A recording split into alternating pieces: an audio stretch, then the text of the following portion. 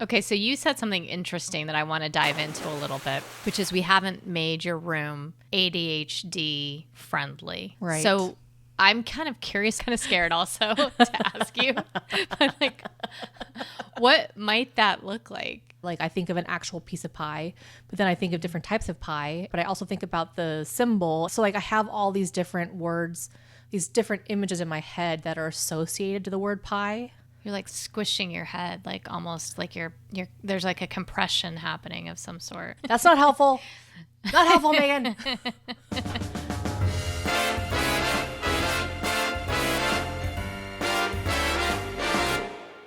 Hello, Megan. Hello, Michelle. Oh, wow. That's a fun new voice. Welcome to Sisters. Sisters.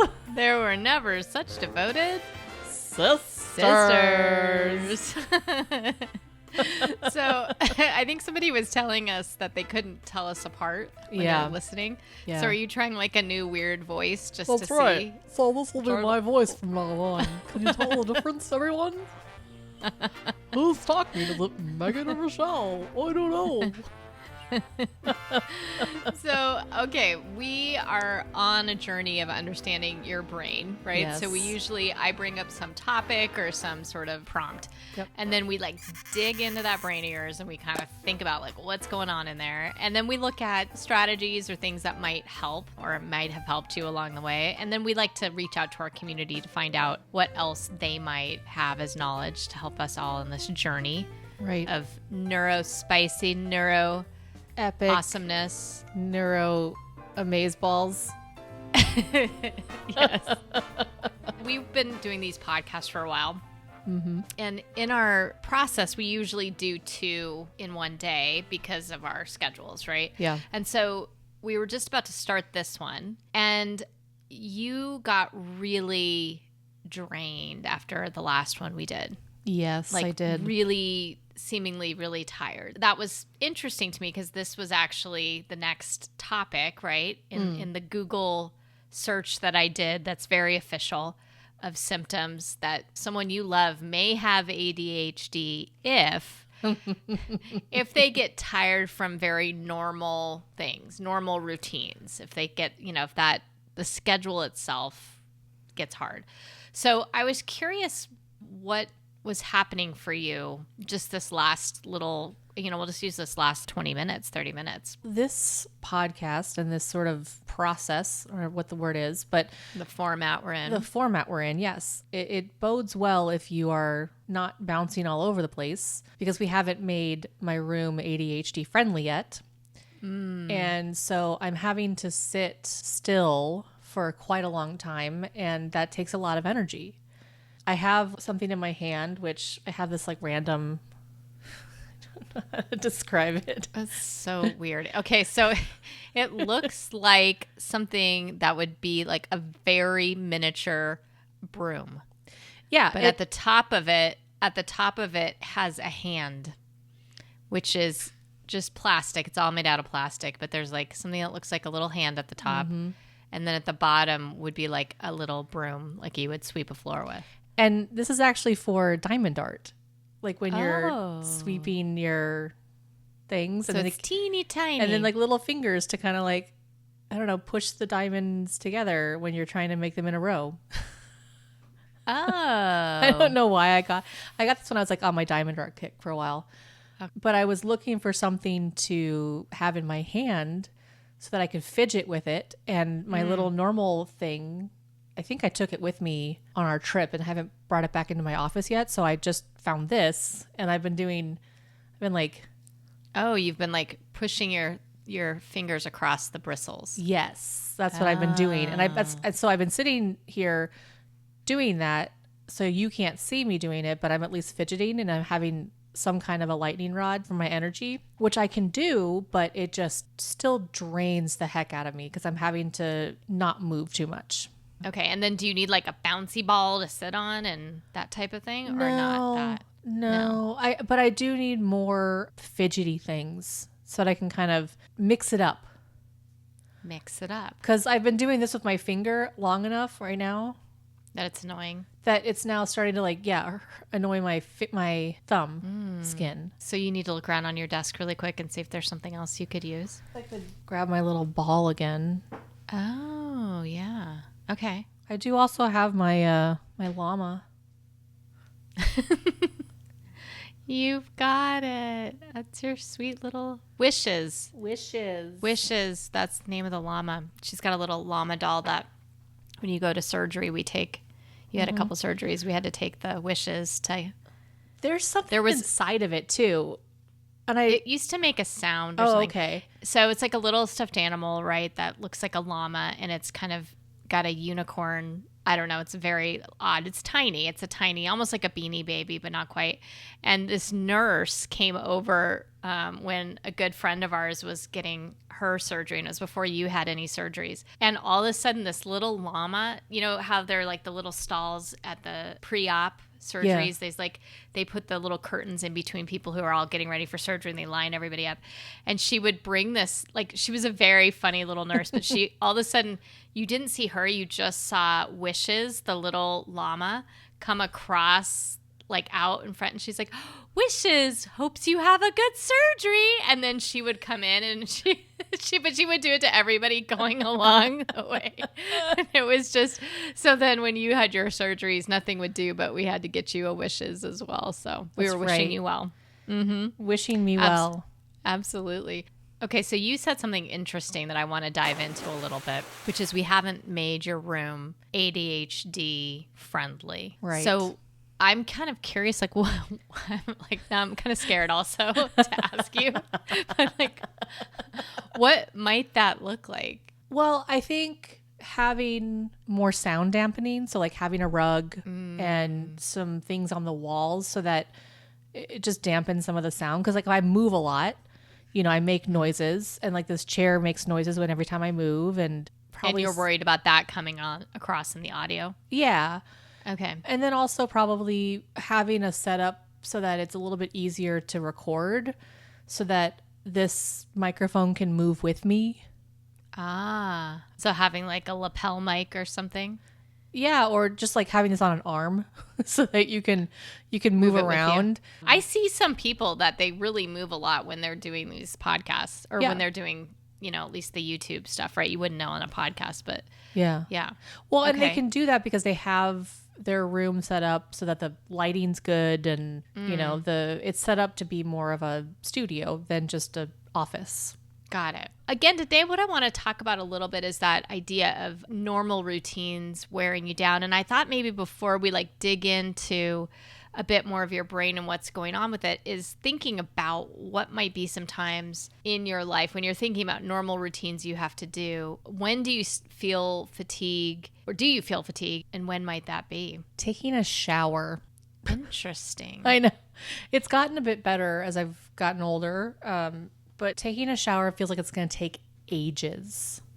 And it's just going to take forever, and I'm never going to be done with it. And what's going to happen? You're just going to be stuck in the shower. I mean, probably. Or pruny, or I don't know. I don't know what, I've never really thought it out past much. I thought, you know, what do they say? Like when you like game the it logical, out? Yeah. Or like the logical, illogical conclusion. Yeah. Like what's the I've never like logical conclusioned it. Yeah, I just remember it was just so hard. I just like, I don't want to take another shower. Showers. And is it like physically drain you to go do it because you're thinking of that, or you're just stopping yourself from doing it? I mean, I get really sleepy beforehand. Once I'm in the shower, I'm fine. But it's just like getting me to there. Same thing with like doing the dishes. Oh, God, doing the dishes. Yeah, I think also I'm seeing a vacuum in my head. I know we've talked about this before. Because just not knowing, okay, how do you vacuum properly? You know, is it, what's the best way to vacuum, right? There's a lot of fatigue there. I'm trying to think what else. Yeah. So dishes, vacuuming, showering. How about if you have to, I don't know, go to the grocery store or something? Oh, you just started yawning like really loudly, like really big yawn. Okay, so coming back fatigued, yeah. Something that fatigues me, going to the grocery store for sure. Any place that is like a lot of people or a lot of sensorial things going on, perfume counters, like but like yeah, I mean just any kind of shopping trips like where you have to where there's so much stimulus. Like Vegas drained me, you know, whenever I lived in New York, going to Times Square or anywhere like downtown, like those places would really drain me. Interesting. Yeah, so I mean like you're thinking anytime you're having to do something where your senses are overloaded, For sure. drains you, or when you're having to do a lot of executive functioning, meaning I first do this, then I do this, then I do this, and processing like what the order is going to be of something. Yeah. Yeah, Interesting. basically anything new as well. So like new experiences tend to drain me pretty That's quickly. so interesting that you say that. I was working with a student the other day, and it was the first time he had learned this particular process, and I warned him. I said, "Hey, this is new. You're not going to know how to do this, but it's okay. We'll get through it." But the process of going through those new steps was just, you could just see, so painful for a lot of reasons. I think, you know, maybe some of the short-term memory things, like he's trying to remember this one part while trying to learn this new part. You know, you could see that there was definitely a struggle there. Yeah, and I think now that we've had more conversations about this, talking about cataloging, if it's new, it's not just it's new, it's like it's new and then you have to then put it into all these different categories in your head. And so it's kind of like wrapping your brain around not just understanding it and not just processing the process, right? It's then taking that process and whatever else your brain does, you have to let it go on that journey as well. Okay, so let's dig into that a little bit. What might you mean by whatever else is happening, you have to let it go on that journey as well? If I'm thinking like the math problem, if I'm trying to solve something, right, and I'm learning it for the first time, part of it is learning the rules of that math problem, right? But then I will have things pop into my head that have nothing to do with the rules that just maybe like remind me of it. So like when people talk about pie, well, I have 12 different things in my head. Like I think of an actual piece of pie, but then I think of different types of pie. And then I also think about, you know, the number, but I also think about the symbol. And I also think about, so like I have all these different words, these different images in my head that are associated to the word pie. And so as I'm learning something new, I then start making associations with that new thing. So if it's like I go to the grocery store and there's a new item that I've never seen before, now I'm looking at it and I'm like, okay, well, what color is it? What shape is it? What does it, you know, smell like? How does it feel? Is it shiny? Is it matte? Like I'm processing all of that stuff in one go, and it's very draining because then I'm cataloging it and at the same time while trying to understand what it is. And you can't stop your brain from doing that No, easily. I wish that would be nice. So this is going back to one of our very first podcasts of talking about stickers and the sticker book. And you would categorize all those. So you're walking through the aisle and there's a cereal aisle or something, or, you know, maybe something like cosmetics, even more maybe of interest to you, but something you're interested in maybe even, and you're having to catalog every single thing you're seeing. Yeah, I think I can turn it off a little bit depending on how interested I am in it. It's hard because like there's a part of me that is, I think, doing it in the background. You know, like how you have on a phone, you have your background app refresh. So you cannot have an application open, but it's still refreshing in the background. It's still using up RAM. And it's still using up your battery life, right? And your your That's battery what, like life. if you have too many applications open, your battery goes dead more quickly. Very quickly, yep. And so while I'm not consciously thinking about it, there's something in the back of my mind that is still working on it. Because I can recall things that I don't think about that I'm like, oh, I'm working on Brian's computer. His motherboard died in the move.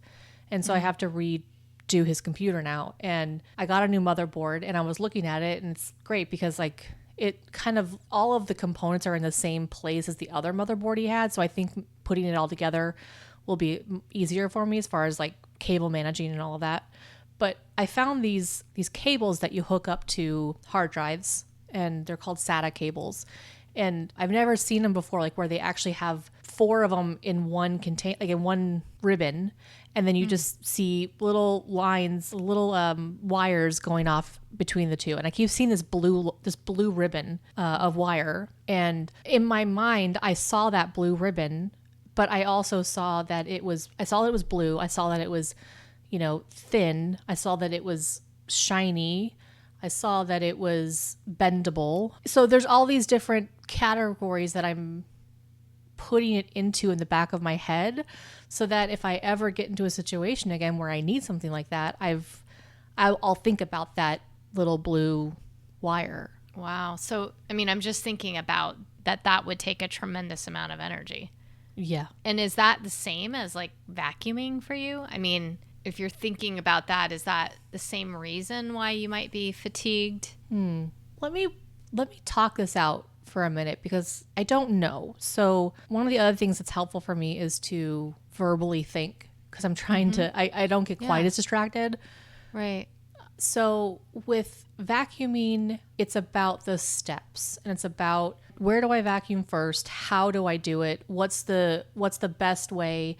What's the way that's going to result in whoever's asked of me will be satisfied with it. If I'm just looking at the vacuum, that's different, because I'm cataloging what it looks like, the actual vacuum itself.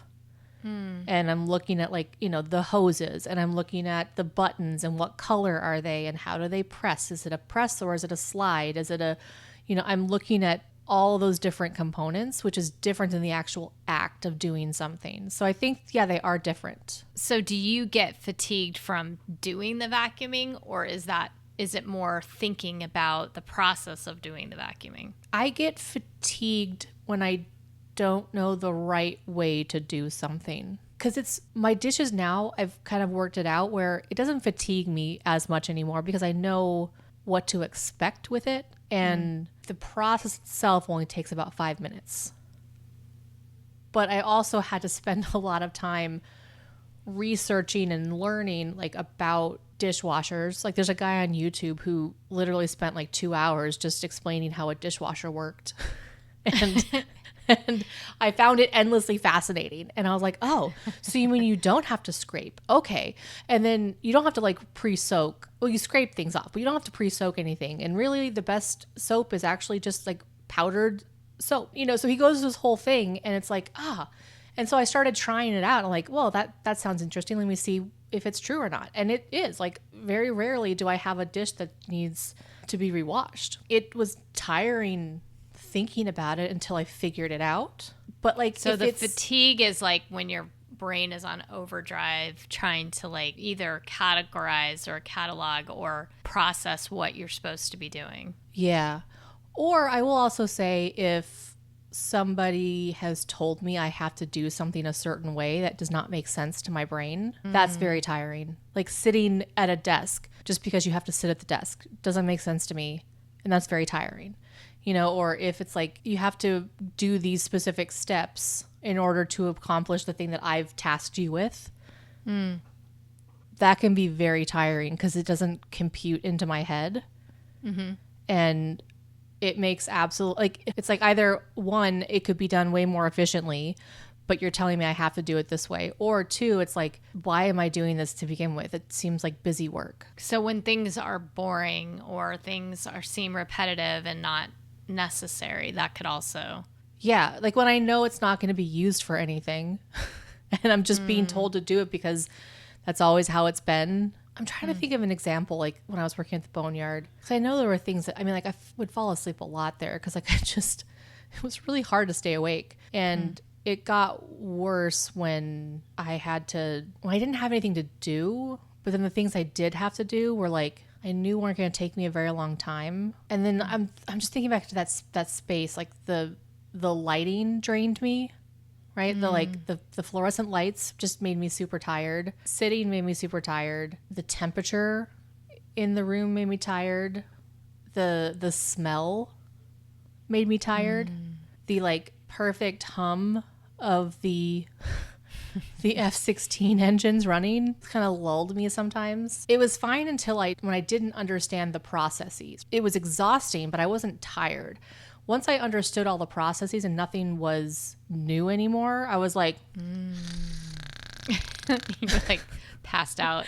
Yeah, because I knew what needed to be done, and I knew when it needed to be done, and there was nothing new. There was nothing interesting or exciting ever going to happen again. It's like, oh, so you just repeat this every single day? Interesting.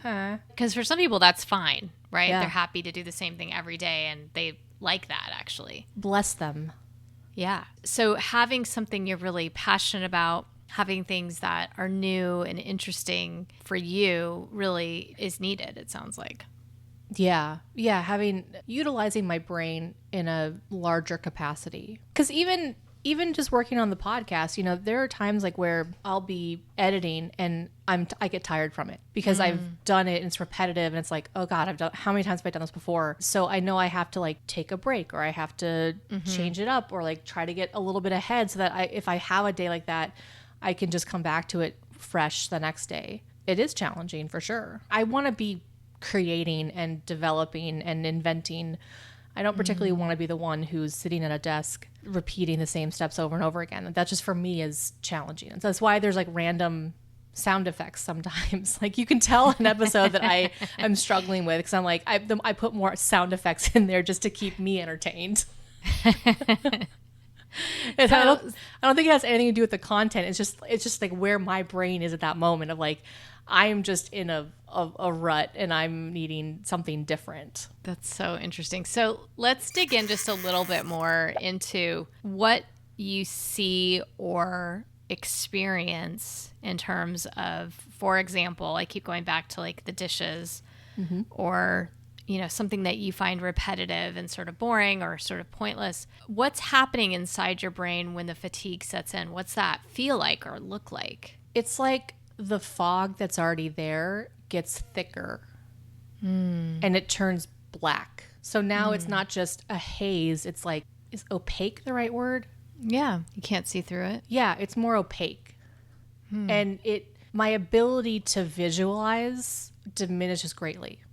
So like those thoughts that are coming into my head and the pictures that are coming to my head, it's a lot harder to see them. They get skewed and interrupted by this like opaque, I don't know what we call it. It's not fog, it's like smoke, or like tar, it's like something. There's like that guy in something very viscous, like it's very thick almost. Yeah, like I keep seeing the first season of Star Trek when they kill off Tasha Yar. And it's like, sorry, spoiler alert. Spoiler alert, in case anybody's going to watch that. Oh, shit. Well, okay, so but let me still, start that over they again. kill her off, yeah. Like when Tasha Yar goes down to a planet and there's like this black goop. And oh, yeah. It's like, I remember seeing that. Yeah, and it's supposed to be, I think it's supposed to be the embodiment of like this one culture. It's all of their negative thoughts. And it's just this black goop that just can overwhelm you and suck you in. And that kind of is like what it is. I mean, I think it's interesting that that's the thing that came up, and it's very much about emotion, because I think there's also a part of it that is a cycle of shame. So it's not just this darkness, but it's also this internal darkness of like, you're such a loser, Megan. You can't even do your dishes. And all of these awful things that I'm saying to myself are probably also being mixed in with this fog. So when the fog comes, you've been told in life you're supposed to get through it. You can't. So then also the emotional baggage that goes with that kind of compounds. Yeah. Yeah, for sure. And what does that do in terms of, like, you say fatigued, but physically, what are you feeling at that point? It feels like there's this pressure that happens like in my forehead, and there's this internal pressure happening in my eyes. Like, I don't know how, what am I saying? I'm like, what am I doing, Michelle? You're like squishing your head, like almost like you're there's like a compression happening of some sort. Yeah, it feels like a compression. I feel like I kind of get tunnel vision a little bit with my eyes. So like I don't quite see everything. And I think that also happens too. Like I can't see an extra way to get to the whatever goal it is I need to get to, right? There's one specific way to do it, and I can't think of another way to do it in that moment. I also, like right now, I'm feeling that way a bit, and I'm looking around to try to grasp the pictures that I want out of my head and out of my memory, but I can't get them. I'll like go to reach for a picture, and something totally random that has nothing to do with what we're saying, My Little Ponies, just came into my head. That's not helpful. Not helpful, Megan. You know?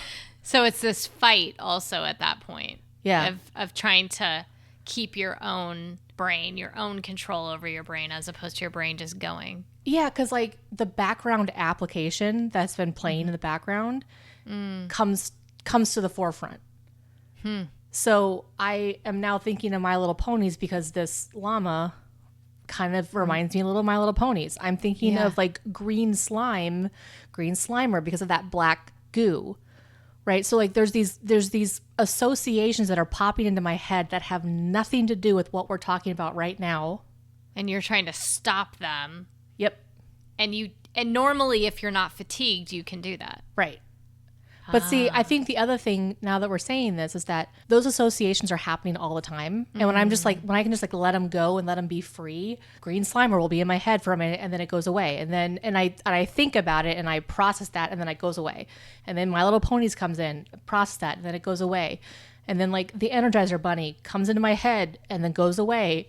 And it makes no sense to you. But if you were in the room with me, you would see that I have a thing of Energizer batteries right next to me. So that thing just popped into my head. So as we're sitting here, I don't feel like I'm allowed to do that. And so that's why I think it fatigues me, like why I'm fatigued from like the last podcast. Because we're focusing so intently on one thing. And your brain's like, I got everything. I need to talk about the Ghostbusters. Let's talk about peppermint patties, okay? Those Andes mints, they're really good. We should get some of those. Oh, you know, like, what? Those are really good. Andes mints, oh, they're so delicious. They are. I miss them. I miss dairy. Yeah. And I love like your random things that come to your head. So I feel like we should make this a safe space for your peppermint patties or whatever, your Andes mints. You know, you just blurt it out when you need to. Because that's also part of it, right? Like that's Care Bears. Also, yeah, it's also the joy of Lisa you Frank. is that you're like one of those kids that you're like still you have that childlike piece of you, right? Which is so lovely. So what are some strategies that you might find helpful though? Like for example, you were just fatigued. We came back to do another one. You pushed through. What were you doing to get yourself ready to come back to do one more? Well, podcast? I got a snack. That was the first thing. Got a snack. Yeah, protein, super important for people with ADHD. Yeah. Needing that fuel.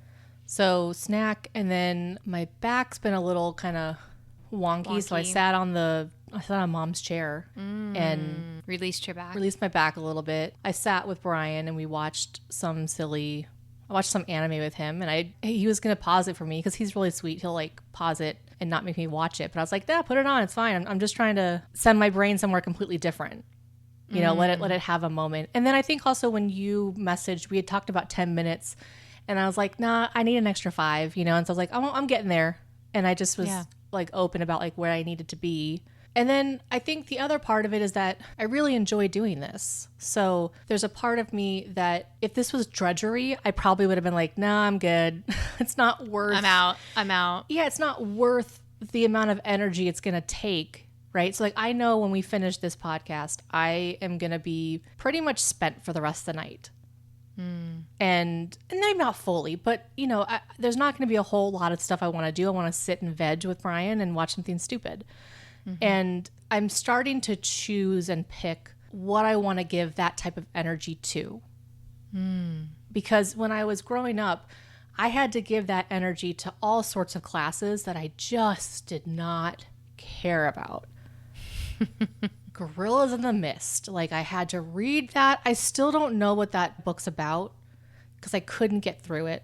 But is that the name of the book? Girls in the Mist? Yeah. Okay. Yeah. Yeah. And the movie, I think Sigourney Weaver did it, and she goes and Yeah, it's similar to Jane Goodall, like goes and lives with gorillas and learns about their culture through. I would actually be living with them. fascinated to like get the book now and see what it was, because I could tell you probably exactly why. But Yeah. like I also noticed that like I'm not able to maintain contact, like eye contact with like the screen as much right now. Like I'm trying to focus, but it's a lot harder for me. And if this was something I didn't want to do, It'd be even worse. yeah. Yeah. So taking breaks is something that's helpful. Acknowledging when you really can and can't do something, when you need that space, and advocating for yourself. I think you were pretty clear that you were done. Yeah. And I was like, but I just did my hair again. And then you're like, oh, okay. You know, so Yeah. I guilted you into doing more, I think. For but, sure. Yeah, just like you normally do. Well, but I think coming back to like the tomatoes, right? The tomatoes and the 25 minutes on, 10 minutes off. I think it would be good for us to try doing a podcast and then taking a break and then coming back, because that really did help me. I mean, I did the other night, I was, we had been traveling for so long, and last week I couldn't get a podcast up, and then I was trying to get one up for this current week, and I did 10 tomatoes in one day. 10, 25-minute chunks. I can't even conceive of that. Yeah. That's amazing. Yeah. And I got quite a bit done in my house because I would take those 10 minutes and I would do something else, something active in the house. And I told you and I told Brian, I was like, okay, tomorrow I might be completely out of it. I haven't done that many tomatoes in a very long time. Weirdly enough, but like I also, okay, wait, see, this is where I started. See, you hear me? I started it. Yeah. And then I stopped myself. So in the past, I've done tomatoes and I've like actually worked through a couple of them where like I'll start into 25 without taking a break. And I'm zapped the next day. And I think the difference is that this time I was really good about taking those breaks. That's interesting. We should try doing one where we do like each of the segments that make up a whole thing and take a 5-minute break in between. Yeah, that'd be cool. Yeah. That'd be kind of interesting. I like that. I think your strategies about taking breaks totally make sense, but also advocating for yourself and making sure people know this is what I need and kind of sticking with it completely makes sense to me as well. I'm curious the rest of our community, like what they might do, how fatigue feels for them, because I think it might feel differently. Like yours is very visual, it seems, and there's definitely an emotional component to it as well. I'm wondering if other people experience it in the same way. I thought the idea that your head actually feels sort of compressed and you're pointing to the prefrontal cortex, which is that front of the brain, which is all of the executive functioning and decision making. You're feeling like it's kind of getting a vice grip on it almost, it sounds like. And I'm wondering how other people might experience that as well. So I'd like to pull that out into the community and see if anyone else has some strategies or some things that they think they could help describe their own experience with it. Yeah, because like as we're talking about this, it's reminding me of sitting for 50 minutes in class and how difficult it was to sit for that long, and I had to sit last week all like for 8 hours straight, and I just was moving so much. I was like, oh my gosh, anybody behind me, they're just like, the ADHD is real. Because I was moving and I'm like, I'm stretching and I'm cracking and I just could not. I kept like moving because sitting for that long. I was like, how do people do this?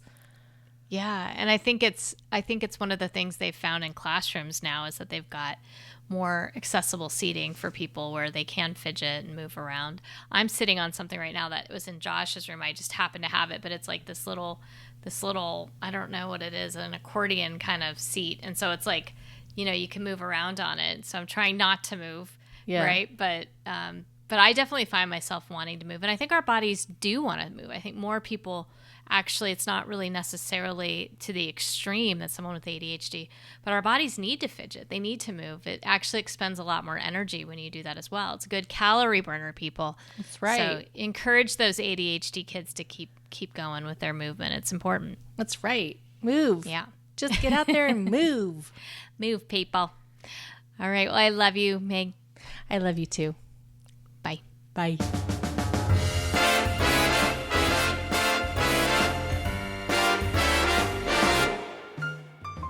Dang, you just closed all 3 rings, Michelle. You moved enough. It's awesome. It was that last, like, just moving around, right? That's what it was. Okay. Focus. It says app is not focused. Yeah, Megan's not focused. Thanks for joining us on another episode of Sisters. This series has us focusing more specifically on ADHD and all of its symptoms. If you enjoy this episode as much as we enjoy getting to know each other, please share it with someone you think would benefit from this conversation. Make sure to follow us on whatever platform you're currently listening to so that you can get notified each week. Next week, we'll be talking about managing crowds.